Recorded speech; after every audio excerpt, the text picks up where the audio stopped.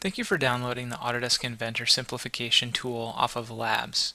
In this video, we're going to take a look at how the new simplification tools can make it much easier to take a complex model, such as you see here, and simplify it for downstream consumption.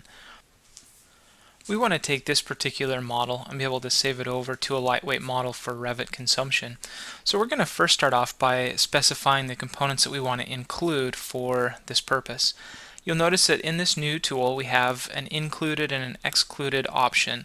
So in here we can go in and select the components that we want to keep, and then we can go and we can tab between what's going to be included and what's going to be removed from the selection. So you'll notice we can grab the main outer shell of this particular chiller. We also have some tools that we can filter out selection of parts or assemblies. And in this particular case, you can see if I go to the excluded options, those excluded features or parts are what would be removed at this point.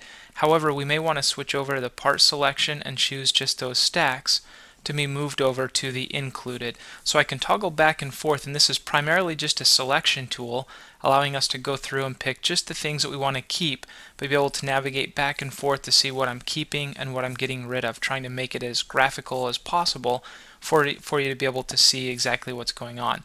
So in this case, we can see what's included. We like it, so we're going to keep this selection and get rid of all those other components. Now, it's basically creating a view rep. You can see there a new view rep that's created so that you can use that in other areas. Once we have just the components we want to keep, we can create we can actually save this as a single part file and make some additional modifications, or we can go back and edit that view rep. So we may want to bring in a couple of more components. You can see that we may have collars or elbows or various other components that we've missed that we want to bring over. So we can select those and bring those over. Now that we have only the components that we're interested in, we can start swapping out the geometry for bounding geometry. So I can make an envelope of that main base shape and get rid of all the extra detail that's not necessary. I could do the same thing for those cylindrical stacks up top, but we want to keep those with the hole in the center, although we want to simplify that. So we're going to show how we can use some of our capping tools. So with this, we're going to take it to the next step. We're going to save it out as a single part file that can be consumed later by Revit if necessary. But with this, let's spin this around. You'll notice that we have a very simplified version from what we started out with. And we're going to go into the capping holes. You can see here that we can do it auto detect just to grab all the holes. We can do it by range. You can manually pick or deselect if something is picked that you don't want. We can get a preview of it, and then we can tell it just to cap those.